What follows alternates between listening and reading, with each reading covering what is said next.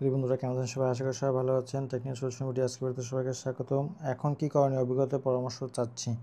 তো এখানে পরামর্শ একটা হবে, আপনার আয়ের মেয়াদ 29শে মার্চ শেষ হয়ে গেছে বলছে, তারা শেষ হয়ে গেছে অলরেডি। আবার উপার্জন শুরু করতে, অর্থ প্রদান করতে আপনার অ্যাকাউন্টে সেট আপ করুন। 6টি স্টেপ থাকে, তার মধ্যে প্রথম স্টেপ যেটা চলতে থাকবে ক্লিক করে আপনাদের কাজটি শুরু করতে হবে।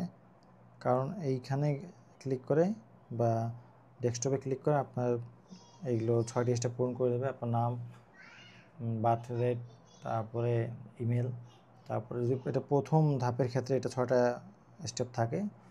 পে আউট, তারপরে ব্যাঙ্ক অ্যাড্রেস দিতে হয়, ব্যাঙ্ক ডিটেল, নাম, তারপরে কারেন্সি, ব্যাংকের কি কারেন্সি, বিডিটি, সেভাবে দিয়ে আগাইতে হয়।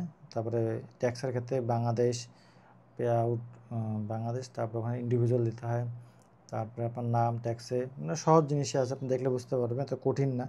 বা আপনি একটা ইউটিউবে ভিডিও দেখে নিতে পারেন এটা 6টি স্টেপ কীভাবে কাজ করে। ইউটিউবে হাজার হাজার ভিডিও আছে। তো আপনি পরামর্শ দিব যে আপনি ভিডিও দেখে তারপর এটা সলভ করবেন, এবং আপনার সবগুলো জিনিস আপনি যদি ডেস্কটপে করেন বেশি ভালো হবে। সব কিছু লিখে রাখবেন, বাস দেখে দেখে কপি পেস্ট করে এখানে সম্পূর্ণটা ফিল আপ করে দেবেন। আশা করি বুঝতে পেরেছেন।